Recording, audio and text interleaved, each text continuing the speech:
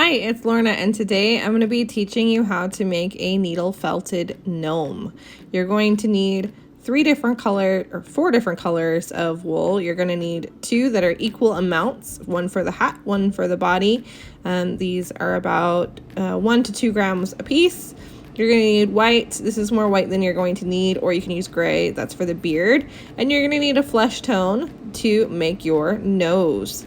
This one is actually not quite a flesh tone. It's a little bit green, but I think it will work for this tutorial.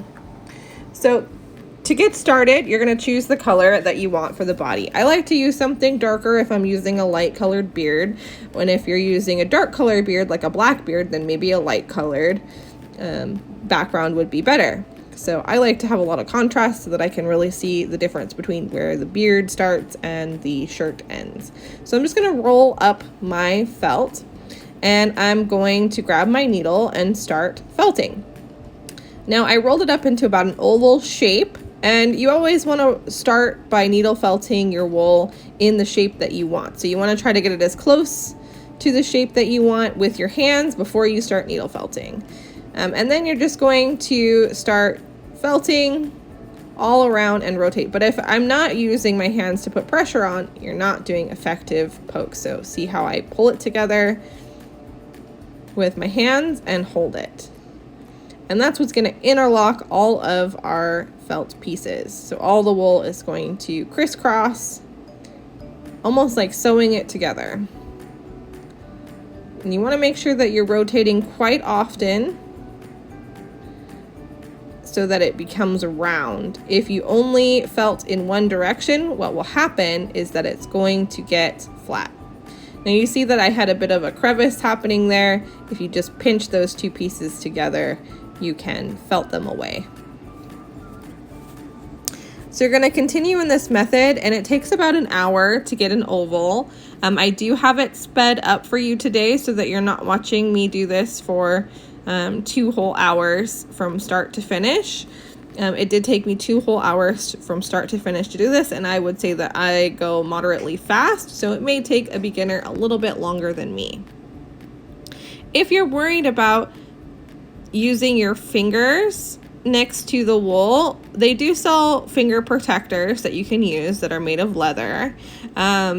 You can still poke through those, however. So if you are using finger protectors, they only protect from the poke going as deep as it would if you weren't wearing them.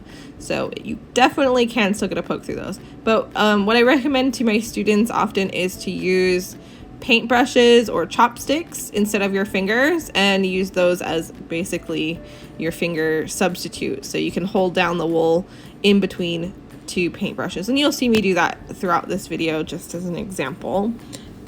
And as you become more comfortable with working with the needle and working with wool, you may just want to switch over to finger protectors, or even if you're comfortable, use it without finger protectors. So it's all personal preference.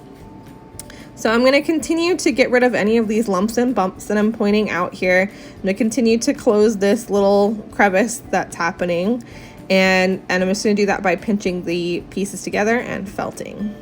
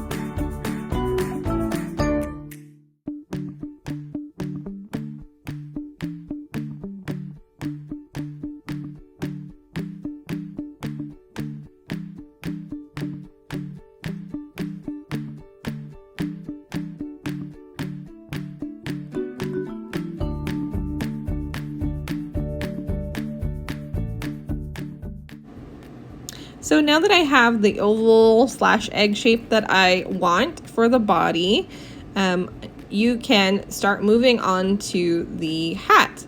And for the hat, again, we're going to use the same amount of wool that we used for the body. Remember, this is what it looked like before we felted it down. It's still pretty squishy. You could keep going until it's firm, but I think that this is going to work nicely.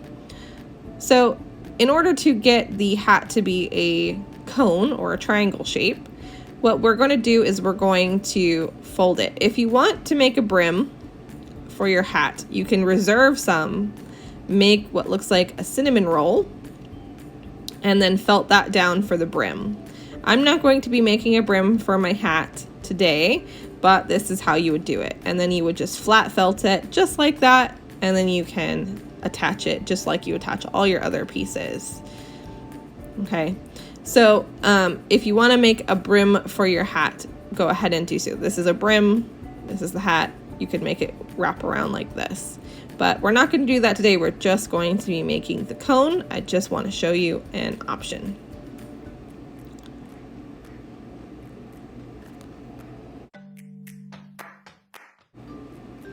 Okay, so we have our wool here, and I'm just going to make it thicker, so more wool at the bottom than there is at the top. And you can pull your wool apart and make it so that it's thicker at the bottom. You just want to make sure that it is thicker at the bottom than it is at the top.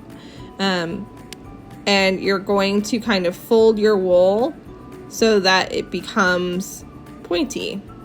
So you can kind of make it shorter if you want by folding in the sides. I'm going to make a quite long hat here. I want a really long pointy hat, but you can make it as tall or as short as you want. If you want a little short hat, you could probably use half this amount of wool as well. So if you are trying to conserve wool or you just don't have that much, you're welcome to use less for your hat. So you're just going to hold it together in the shape that you want, just like we did an oval before. We're doing a triangle, so now I'm just going to fold it together to make that triangle and start felting.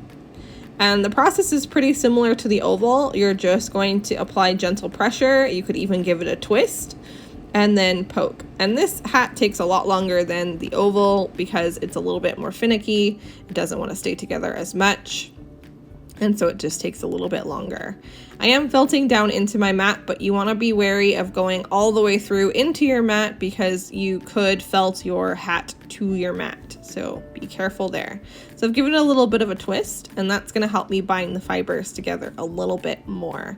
So I'm just working the length of the hat up and down. Here's the chopstick method if you're a little worried about getting close to your fingers. This is just paintbrushes.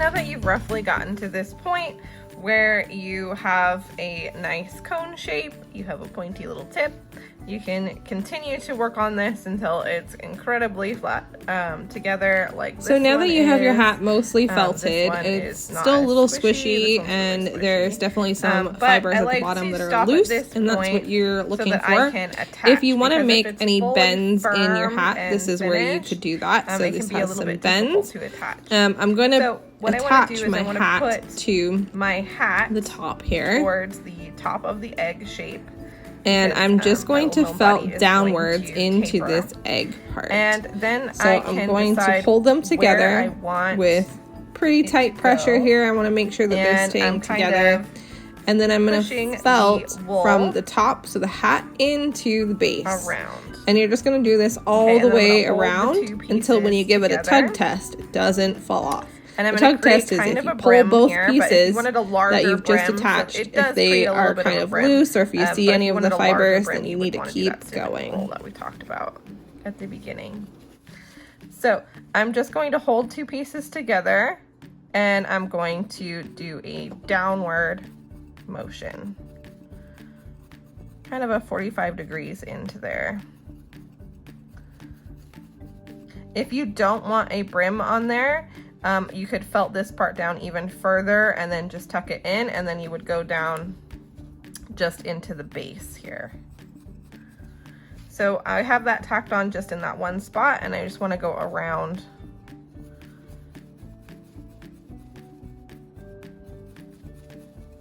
And I'm only doing like 4 spots at first. So I'm doing here and each side and the back. And that's just so that I have it in place first. And then I'm gonna go around and make sure it's nice and secure. And you want this so secure on here that if you do a tug test by pulling on it, it's not gonna come off. I'm gonna show you what the needle is doing. So by putting the needle in, and I'm going through this piece and into this piece pretty deeply. If you look there, if I pull it apart a little bit, you can actually see that these blue fibers. So here's an example of if you tug on it and you see these fibers in here, you can see that that's what's happening when you're together. using the needle tool. You are stitching it together, and so you're pushing the lighter color into the darker color. In order to stitch this on properly, you need to do, and if you're using different colors, then of course it's going to be different. Right? But so just keep going. You can really see the all the way work that you're around. doing, and you can see how the fibers are joining. So if you do a tug test and you can see those fibers, keep going until when you do a tug test you can't see any separation.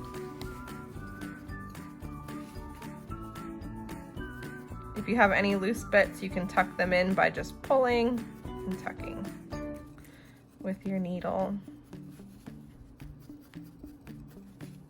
So as I said, it has a little tiny brim, but it shouldn't be a huge, like, floppy brim like this. Unless you want that, and then you should make that. It's totally fine.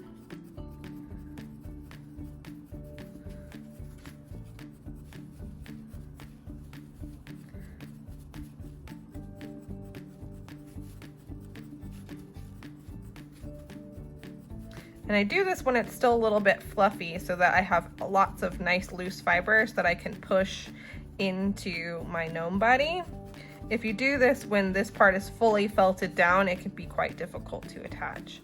So you want to kind of stop midway through your hat so that you can attach it smoothly. Okay, so you'll see that it kind of makes a little divot here, and that's because this part is more felted than this. So if you just work this part a little bit more, because it's still fluffy, it will match this. And you can go the opposite direction too. You can bring fibers from your green into your light green, or whatever colors you're using. You can go the other way. I just find it easier to do the smaller width.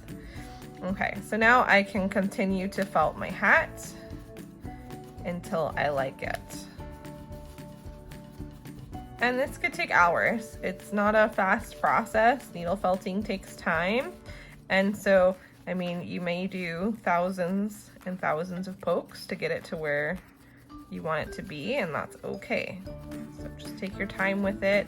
If you're happy with a loose, floofy hat, that's totally fine too. So remember that it's your piece. If you do want it to like hang from a tree, or you want it to hang from something in general, you definitely want it to be nice and tightly felted so that it withstands being hung. So if I do the tug test on this, it's not going anywhere. I'm pulling pretty hard.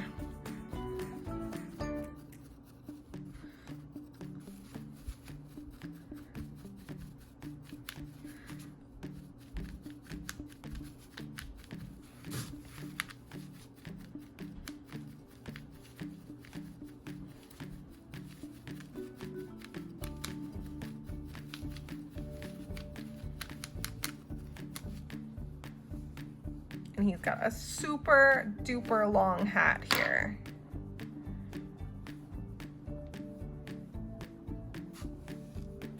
So long it barely fits on the camera. But you could make a little shorter hat too. But I made mine super long because I think I want to do some bends in it to make it kind of swirl. And if I did a little shorty hat, then I wouldn't be able to get as many bends. So to get a bend in your hat, first you want to decide where you want it to bend. And again, you want to do this while it's still kind of floofy. And what you're going to do is you're going to bring the two pieces together, and you're going to felt around that bend. And that's going to give you a little crook in your hat. And you could felt it together, but I'm just doing a little bend. So I am just going around the bend. I'm not going through the bend, just to reinforce that shape.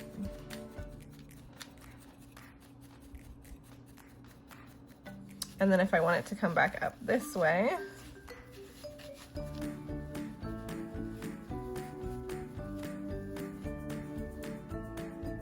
you can hold.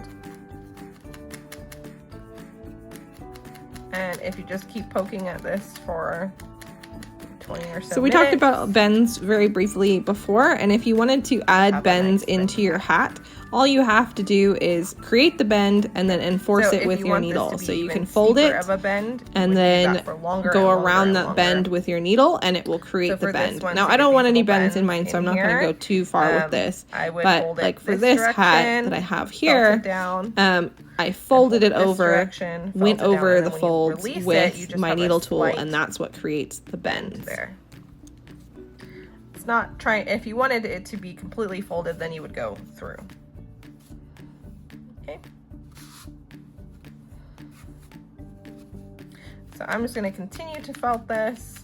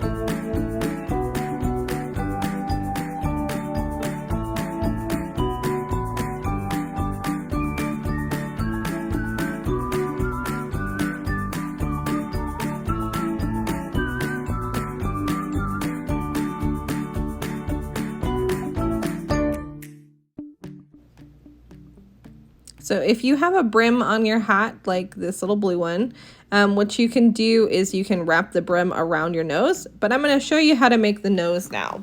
So to make the nose, you just want to gather the wool in between your hands so that it's nice and smooth on top. You don't want it to be rough. You want it to be nice and smooth to start with because you don't want to have to get rid of too many bumps on such a small surface. So to do this, I like to gather it in between my hands and hold it by what I call a tail. And the tail is going to be really, really useful, so you don't actually need to felt that in. The tail is going to help you attach it to your gnome's body by giving you some of those fibers that we showed you earlier to actually push into the gnome. If you fully felt a perfect sphere and then you try to attach it to another perfect sphere, what's going to happen is you're not going to have enough fibers to push into attach it. So you would need to add more wool that you could then felt into both pieces. So with this method of having the tail, it's going to make it a lot easier to attach. So you're just going to go around and just like we did for our egg, we're going to go ahead and felt them together. So for the gnome body, we just rotated it to make it nice and round. And I'm just holding it by its little tail. Again, if you are worried about getting your fingers, you could use the brush and hold it just like this and go around, and that's totally fine.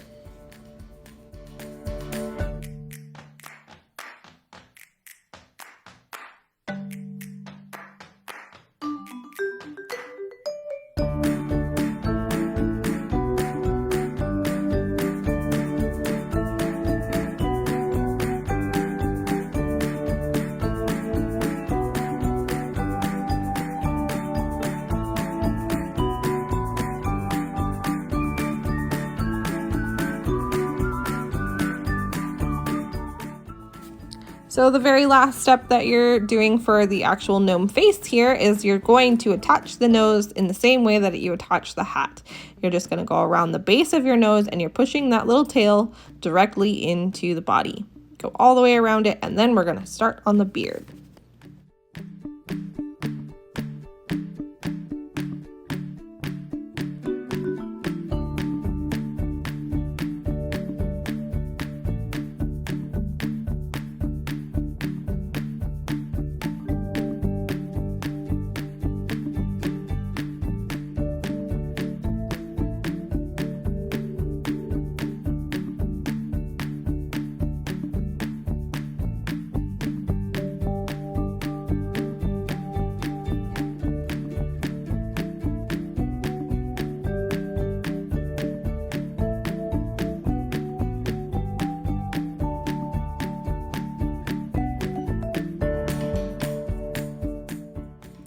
So for the beard, you're just going to make basically yarn, and you could use yarn for this, but you can make any style beard you want.